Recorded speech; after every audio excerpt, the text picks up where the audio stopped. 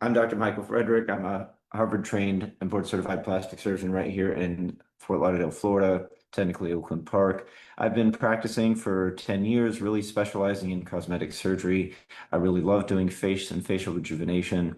I think it really just turned back the clock. I think my mother said it best that, you know, when she looked in the mirror, she saw an old person, but she didn't feel like an old person on the inside.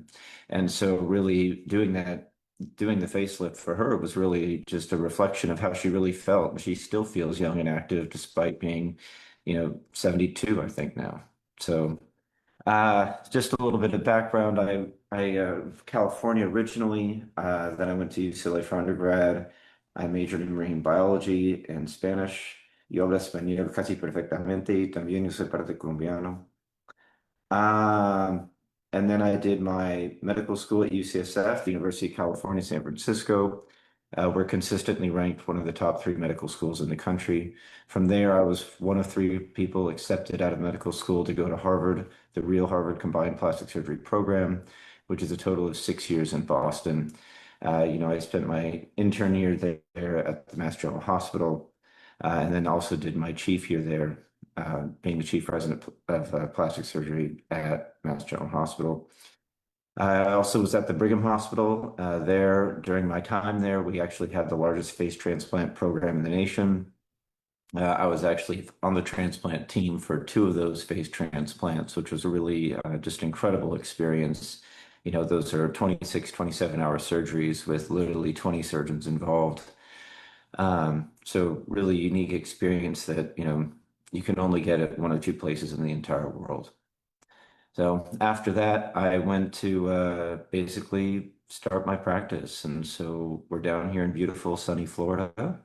If you haven't been, you should definitely visit. We actually get a lot of out-of-town people all the time who fly in for surgery. So um, the goal today is really to talk about how I see facelifts and how I structure them, because a lot of people on blogs and when they talk about it, they go facelift and there's one sticker price.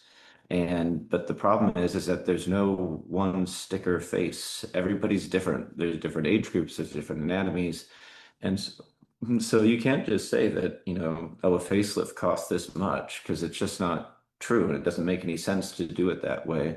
Some people need more, some people need less. And so we're just going to spend a little bit of time talking about how I break down facelifts and face anatomy.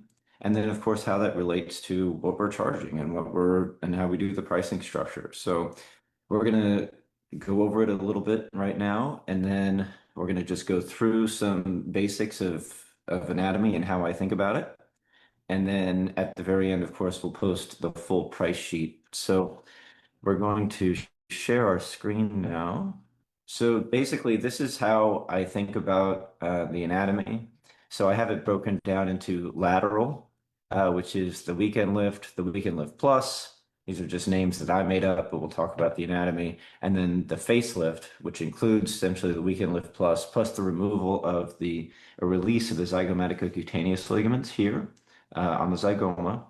And releasing those allows you to lift the nasolabial fold more. And, because what happens over time is that volume descends, creating the fold, and then you have sort of descent off the cheek, creating a depression here. You can lift that back up. That's like the full facelift is the neck and that. And then there's anterior procedures. Some people don't need an anterior procedure on the front of the neck. Some people, that's all they need. And so that's sort of what we're going into today, a little bit more detail is what are what do you really need? Do you need a full facelift? Do you need a full deep plane? What does that mean to have a full deep plane facelift? Because the weekend lift is a deep plane lift. We're under the muscle, but we're not actually doing anything major on the face. We're not doing anything deep plane in the anterior neck. So is that a deep plane facelift? Well, I like to think it is, but it's sort of my version of it that's really just designed for the neck and younger patients. So we're just going to go over a little bit of that. Um, so, this is a patient who had what I call the weekend lift. So the weekend lift essentially is just an incision around the earlobe and behind the ear. Okay. And the skin is raised up just behind the ear and just by the earlobe. And then after that, we go into the deep plane. So we go under the platysma muscle here, okay, and a little bit of the SMAS on the face, but we're underneath that. And then we dissect it out. And what you want to do is you want to release the attachments to the parotid. All those attachments to the parotid are really stuck down and rigid. If you do not release them, you can't get true movement of the tissues. And you can see how powerful it is when you do this right and you get into that loose plane where you've released those ligaments and attachments. So in this patient right here, you can see the improvement of her jowl and her neck, and yet there's almost no skin undermining here. Okay. Some skin was removed, but there's no skin undermining. And you can see we've improved her jawline and we've improved her neck all the way down to the bottom of her neck. We have not dissected out here. We have not dissected down here, but we've significantly improved these areas. And we can do this because we're pulling the muscle, okay, and we're repositioning the muscle upward. You can't do this with the skin. If you just pulled the skin, it wouldn't come. And you need to release the ligaments, get into that plane, and pull the muscle and reposition the muscle and hook it up to the bone back here in the mastoid fascia. This is what gives you long-lasting result with no dissection down here. She had no bruising and swelling in this area whatsoever after the procedure. And in fact, this patient actually did it totally awake. The two patients I'm going to present on the weekend live did this completely awake without any anesthesia at all. So, this is something that is very powerful, um, but, it's minimal incision, but a great result. And again, less downtime because, you're not going to have the bruising and swelling out here on the anterior neck or on the jawline. So this next patient, she's a young patient, but she just didn't like the movement that she had here in the jowl and just a little bit of neck laxity. I see a lot of women who, they overall look pretty good, but they just don't like how loose it's getting and they see it when they move. And so she is extremely happy with the result. Um, and I think she's even happier, I would say, than the photos really show. And I'll show you why in a second. Okay. But just so you can see her ear, you can barely see it, but there's a little scar around the earlobe here and then behind the ear. So other than that, you can't tell. And again, because the dissection out here on the neck is under the muscle, again, she had this done completely awake, very comfortably. Because it's under the muscle, she didn't have any bruising or swelling out here during recovery. So she can wear her hair down to cover her earlobe while the scar is healing around the earlobe. And then no one can know that she's actually had surgery. So this is why I call it the weekend lift. And again, not because it's really, no one can tell. This isn't 1 week out. This is probably 2 to 3 months out now. But if you wear your hair down, no one can tell. But again, one of the main things that people like about this, especially my young patients who do this, is not even the photographs as much as it's how they feel and how they're angled, whether they're angled during their photographs. And here's a video I want to demonstrate why this is. Okay. So this patient, I did one side, but I haven't done the other side yet, and you're going to see the difference.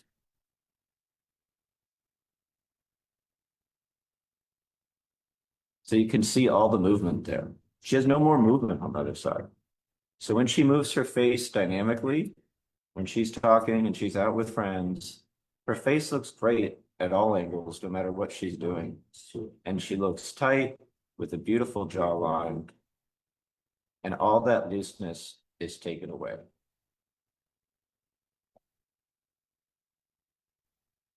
And so that's one of the things that I think is really powerful, especially for younger people who, want something done and they're just feeling that looseness is really pulling it up. And you can do this again with minimal downtime and minimal incision. Actually, this patient here did do the weekend plus, but I'll just explain a little bit of a difference between the weekend lift and the weekend plus. The weekend lift is essentially, just mainly focused on the neck and the lower jowl, okay? Because you're just pulling it behind and mostly taking out the excess behind the ear. But if you really have excess along the cheek here, okay, along this marionette line, you really need a little bit more. And so you need to essentially extend the incision behind the tragus. You always hide it behind the tragus, and then in the helical fold here. Okay, so the scar is not that much more, quite frankly, because most of it's extremely well hidden. But then you also not just dissecting out the platysma, but you're also subsmass or under that layer in the face.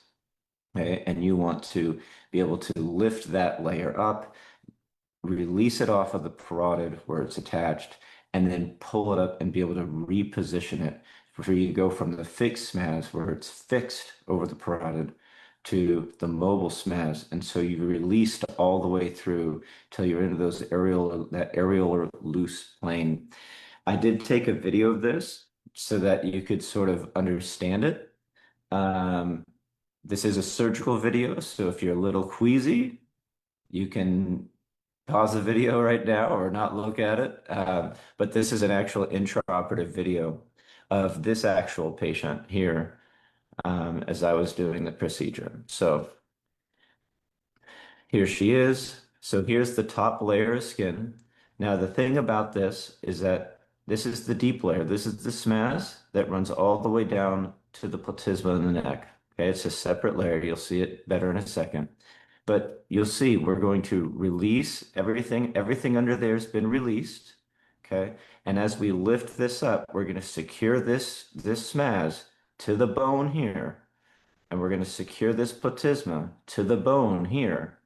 And then once you do that, this is almost all of this skin, as this gets advanced, is going to be removed. So there's very little undermining of the skin. Okay, that means less swelling, less downtime. You can wear your hair to cover it. So this is the weekend plus. It's a little bit more because the dissection is a little bit more north on the ear, but you're going to get more jowl out of it. And again, it's deep plane, mostly what's called a composite flap, where by the time this is sewn in and elevated, the skin and the muscle, are essentially coming as one unit. And so there's very little actually direct skin undermining. So you can see here, boom. So we're lifting up this flap. You can see it. This is the SMAS, but there's a flap. We've released it off the parotid here. And now we're into that loose plane where everything is loose and it's a glide plane. So everything slides up. Okay. This is how you get that permanent result is you're literally sliding everything forward, sliding everything back rather, and then you're repositioning everything. When you do let's a SMAS plication, okay, or you're just, cutting out, doing a SMASectomy where you're cutting out a little bit of SMAS, you're not truly lifting and repositioning. And this is why I think, the deep plane has become more popular because it's, in my opinion, just a better procedure because you're actually really changing the anatomy and securing it to the bone as opposed to just over sewing. You're really doing these releases, and I think that just makes a better result. So again, just to sort of summarize, I guess we'll go back here. Lateral procedures, lateral means to the side. You've got the weekend lift, the weekend plus, which really extends to get more of the jowl here, up here. And then the facelift, and we'll show some before and afters at the end, but the facelift really then is all of this neck and jowl lifting, but then also with the dissection out on the face, where we're releasing the zygomatic cutaneous ligaments to then pull the nasolabial fold up and basically take that tissue that's fallen down and put it back on the zygoma. I see a lot of women with beautiful high cheekbones, but the tissue's fallen off the bone. We just lift it back up. And that's really what the full facelift is. Okay. And then now we're going to sort of switch gears and we're going to talk about the anterior neck. All right. So this was a patient on a blog who was told they needed a deep plane facelift. And my question was like, well, what is a deep plane facelift? Like, what is, this is not a 65-year-old patient with, necessarily large submandibular glands and loose skin. And, so you can always do more. Sure. But this patient's 35, at least she says she's 35. And I just can't help but think that, we don't need to do all that work in someone who's 35 years old. So, her main problem, which she does recognize too, is that, her chin is recessed. She has a little bit of jowling here. She doesn't like her neckline, okay, which has some looseness and has some fullness. Now, the one thing I can't tell here is whether she really has large submandibular glands, but I doubt it. Usually at 35, they really haven't descended. There's not that laxity there. Um, but so the question is can we get away with just doing something in the anterior neck here? Or do we need to do the full facelift where we're going around the ear and pulling out the looseness out here? And, I haven't seen this patient in person and I really need to feel the tissues. There's always caveats to this, but, in a 35-year-old patient, I would bet money that she could easily just get away with doing an anterior neck procedure. You know, the She has subcutaneous fat there for sure. You liposuction that out. That's going to improve her angle. Okay. And then you basically can release the muscle and do a platysmaplasty and tightening. I think that's going to dramatically improve her result with just that alone. Now, if she has large glands, we can also do a deep neck dissection and go under the platysma, release the glands, take the subplatysmal fat as well. And that's something we could do. And then you're wondering, okay, but what about the looseness? Well, I want to try to sort of show you a little bit about anatomy and triangles. So I don't know if you remember your anatomy or your geometry and Pythagorean theorem and all that stuff, a squared plus b squared equals c squared. But to me, the neck is sort of a simple diagram here, right? This is your jawline. This is your neck. Well, this is all the fat that she doesn't like. And this is her skin that's draping down. Okay? If you remove the fat and tighten the muscle here, what's going to happen with the skin? Okay. Well, this line plus this line is longer than this line called the hypotenuse, if you recall. So when we take out this fat in here and we tighten everything up, we're actually going to be able to get rid of loose skin because this laxity gets soaked up into this longer distance. So we're changing her geometry. And so we're actually able to get rid of loose skin by changing her geometry and getting rid of the fat in here. The other aspect of it is that when we have the jawline and we want to put in a chin implant, well, what's that going to do? The chin implant is going to lengthen this part of the triangle. Well, when it lengthens this part of the triangle, it's just going to give even more power to be able to soak up more of that loose skin along the new angle. So the anterior neck is a geometry problem. Now, if you're older and have loose skin, that's just with poor elasticity, it's probably going to sag. If the patient's 65, you probably, you still need to do this afterwards and do a lateral procedure. But in someone who's 35, probably has decent elasticity, this is really powerful. And it's really just the power of simple geometry. So this is a patient of mine. All we did here, all we did was just take out the do a platysmaplasty. We didn't even do her glands. We literally took out the subcutaneous fat, took out a little fat and platysma in the middle, subplatysmal fat in the middle, just to be able to tighten everything. Okay.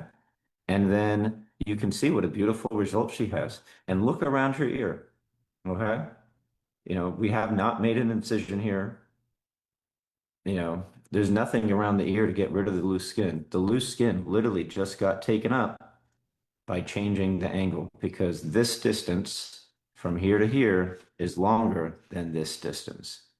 Okay. So for this patient who wanted less surgery, I agree with her. I don't think she needs some crazy major deep plane facelift. I think she could easily get away with just doing a platysmaplasty with a chin implant. Um, and obviously that's going to be significantly less expensive with significantly less downtime. So to me, that's a no-brainer. Um, we're just going to go over a little bit of what we did last time, just talking about the full procedure now, because this gentleman sort of had everything. All right. This gentleman has a very thick neck that he doesn't like. Okay. We talked about removing his glands and subplatysmal fat because he's a little heavier set and they had descended. He didn't want to do it. We actually did the traditional, actually, weekend plus. One of the reasons I love to do the weekend lift plus on men. Okay. Well, we did the weekend lift plus with a platysmaplasty. So there is dissection out here. Okay. And that's why there's all this going on. But one of the reasons I like the Weekend Lift Plus is because it allows me to leave this little non-hair bearing area here, which leaves a natural sideburn. And so if you don't do the full facelift and dissection, you can still get a natural sideburn here. So you can see we did the platysmaplasty here. We tightened everything up as tight as possible. He has a great angle here. And then 2 months later, or a month later, so you can see his angle is just not as good. And it's because we didn't remove the gland. You can tighten it up as much as possible, but if the gland's there, once the tissues relax as they're healing, the glands are going to descend right back to where they were. And he wanted to get more improvement. So next, we basically just did an anterior neck procedure where we removed the glands. Uh, And you can see just what a better angle he has now and a better result. So we went from Weekend Lift Plus with platysmaplasty to now adding the submandibular glands and what a huge difference this neck is from before to the final result. This is just another picture of him. Again, not any change out here because we didn't do surgery out here. We didn't do the release of the zygomatic cutaneous ligaments. We basically just did the Weekend Lift Plus with the anterior network. Okay, here's his final result. Uh, this gentleman I like to show just because he's a great example of where sometimes less is more. He really just wanted that neck skin gone and the jowl, jawline better with the jowl gone. He got the Weekend Lift Plus. I think it's a great operation, especially from in leaves a normal sideburn and then they don't do it. Now, technically, could we have made this angle better? Yeah, I think if we removed the gland here, we could have gotten him up tighter. But he didn't want to do that anterior neck work. A lot more downtime with that. One of the things he loves is that he didn't have basically any downtime with it. Couldn't believe it because he heard all these stories about all his friends having horrible recoveries. Well, he didn't have that because he didn't have, that crazy dissection out here at all. All right. Um, This is my mother. I always like to mention her just for new people. who maybe haven't heard my talks before, because my mom had a facelift. I was there when she had her facelift. This is her before, and this is her after. And you're going like, wow, that can't be. You know, there's like no difference. Well, you can tell really because look what they did to their ear here. They really dragged her ear out. And so she really did have the surgery. But two things happened. One is he didn't address the anterior neck at all. Okay. So no fat reduction, no platysmaplasty. And then laterally, he did a SMAS plication. So no dissection under the SMAS. Okay. Just a dissection of the skin and then with sutures over the top. Okay. I just don't think it holds. And because you're basically putting in like over sewing sutures, you're relying on the strength of that soft tissue. Okay. You're not releasing any of the ligaments over the parotid. So you're just not going to get the strength and the hold. Whereas if you do it the way I do it, sub-SMAS, sub-platysma, you're literally lifting up, repositioning it, hooking that strong layer, okay, to the bone, to the bone, so that you actually get a permanent, long-lasting result. This is my mom after I revised her. You can see what a nice neckline she has, what a nice jawline she has. Um, and so, this is just misdiagnosis and the wrong surgery. Um, we'll just go through a couple other new results that we didn't post last time. So just so you can see a couple more before and afters. Okay. Again, you can see the nice jawline. You know, we've cleaned up the neck all the way to down here. Again, we didn't dissect out down here, but we're lifting the muscle and pulling it up. And that's why we're getting a result down here, even though all the work is up here. It's because we're releasing the muscle and then pulling it up. Um, so here's what you all been waiting for. This is actually our price sheet. So there's just full transparency. Again, it's sort of a mix or match. If you just need the weekend lift, that's it. You know, if you need, the weekend lift with a platysmoplasty, that's what you combine those together, right? If you're a heavy set man and you don't have any real jowling, but you just have a neck, you can do the weekend lift and a deep plane neck lift. Okay. Um, the one thing about this, by the way, is that these are actually additive because in the deep plane neck lift, you're doing platysmoplasty plus this. Okay. So just be aware of that because, the deep plane neck lift is something that's very unique. Not a lot of surgeons do it. It's a unique specialty technique that I do.